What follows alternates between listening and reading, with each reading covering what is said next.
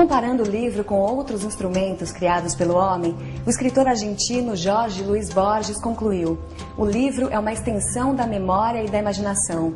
Mas você sabe como é o processo de impressão desse utensílio que revolucionou o modo de transmitir conhecimento?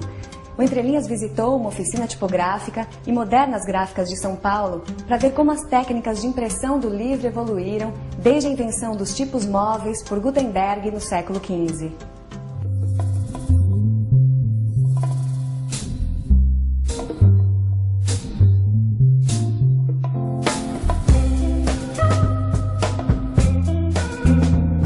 Manteigas, como nasce o livro tal como a gente conhece hoje? O livro, na verdade, é mais antigo do que a invenção do Gutenberg.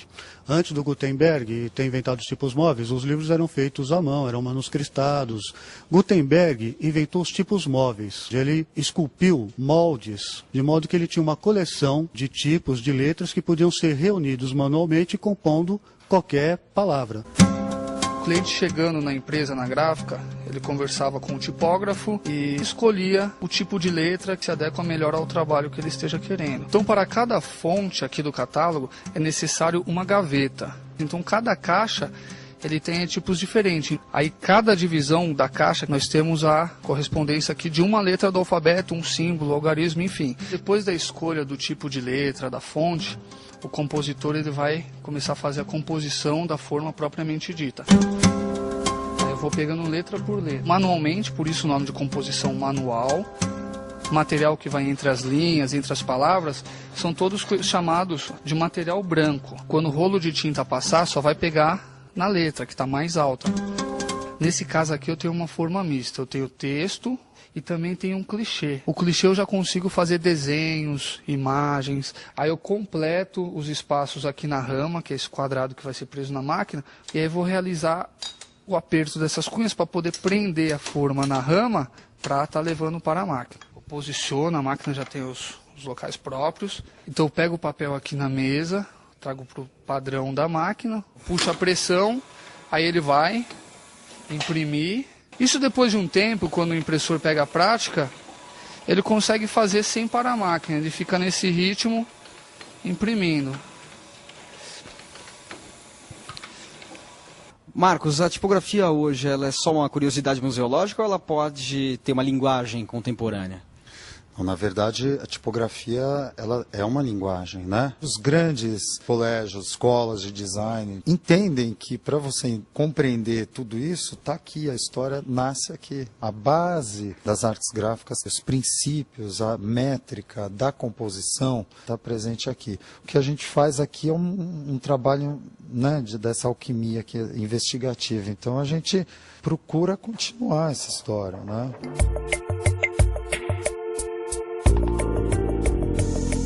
Esse daqui já é o processo automatizado, o processo mecânico. A partir do momento que eu digito no teclado, através de sistemas de acionamento, ele vai liberar a matriz. E essa matriz, aqui nós temos a representação deste lado, de qual caractere, qual letra se trata, que atrás é a parte em baixo, digamos, baixo gravado, baixo relevo. Caractere, ao lado de caractere, isso aqui vai para um trilho e o trilho vai junto ali, a caldeira vai empurrar o chumbo e vai fundir a linha inteira. O linotipo, então, compõe e funde a linha. Exatamente. Foi esse o ganho que teve. Linha a linha, coloca o barbante e vai para a impressora.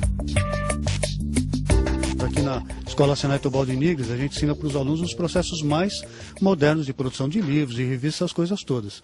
Mas a gente mantém uma tipografia aqui funcionando para que os alunos possam conhecer como era o processo de produção de livros algumas décadas atrás. E em termos de concepção do design do livro, não mudou tanto. O que evoluiu muito foram as técnicas de se fabricar industrialmente esses livros.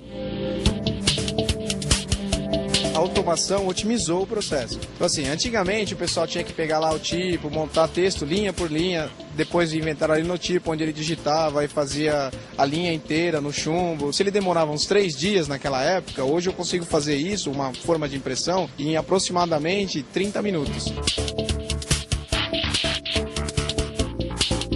O offset é um processo indireto, ou seja, você tem uma chapa de metal, no caso alumínio, né, onde ela é preparada para receber o grafismo e o contragrafismo, né? Ou seja, é um processo físico-químico onde é repulsão entre água e tinta.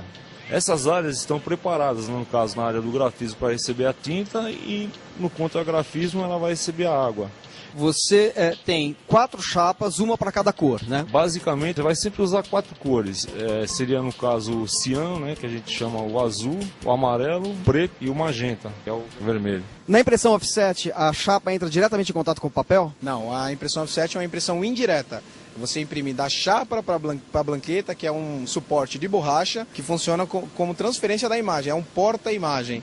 Você transfere da chapa para a blanqueta, da blanqueta para o papel. Então, você tem uma impressão indireta. Viviane, quando uma editora manda um livro para ser impresso aqui na Ipsis, como é que é o processo? Nós recebemos o arquivo já digital, a gente gera uma prova de plotter. A prova de plotter seria uma prova contratual, onde o cliente verifica, pré-visualiza, na verdade, como o livro vai ficar final, que ele ainda tem oportunidade de fazer uma revisão final, seja ela de texto ou de posicionamento de imagem, antes do material ser impresso. Quer dizer, a gente lê o livro da página 1 à página 96 numa sequência, mas vocês imprimem de uma maneira que para o leitor comum parece caótica, né? Exatamente. Se alguém pegar essas folhas e simplesmente dobrar de uma forma qualquer, a sequência ela fica aleatória. Wagner, a imprensa oficial agora tem uma nova tecnologia, né? A impressora digital. Explica pra gente o que é essa tecnologia. A impressora digital, ela segue um princípio um pouco diferente do offset. A offset ela tem um princípio mais químico, a digital ela tem um princípio mais eletrostático. A impressão digital, ela ganha do offset no custo nas baixas tiragens. Então, são coisas que não são viáveis na gráfica, que você consegue fazer na digital com um custo baixo. Na offset você tem um custo variável, na digital você tem um custo fixo. Na offset não, o custo vai baixando à medida que a tiragem aumenta. Qual é a diferença que tem entre um livro feito em impressão digital ou em offset? Dependendo da tecnologia da máquina, a maior diferença perceptível é que a impressão digital ela tem um pouco mais de brilho, só.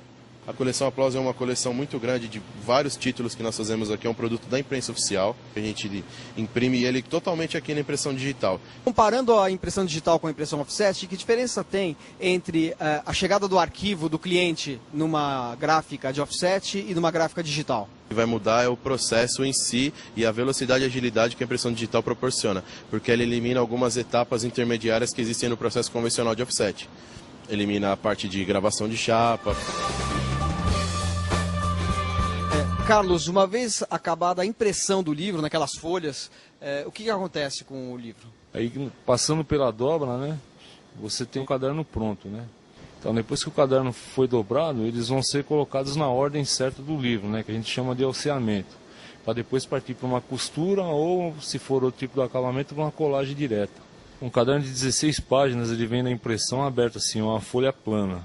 E ele é dobrado assim, ó, primeira dobra, segunda dobra e terceira dobra.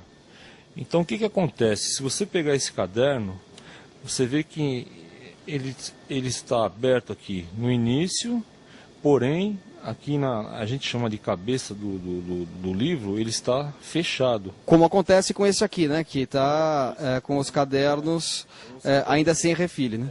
Como vocês podem ver, esse livro ele está só preparado, ou seja, os cadernos foram dobrados, ele foi costurado, mas não sofreu ainda o refile final. Refilado é o corte final do livro, porque ele entra preparado, ele não está ainda no formato final. Ele tem alguma coisa para refilar. E a capa, em que momento entra aí? No caso da brochura, o alceamento já é feito na própria máquina, em linha, passado cola e a capa já entra, já sai pronto. No caso do livro capa dura, é um outro processo. A capa é montada fora da máquina que vai juntar miolo com capa. O resultado é o livro pronto.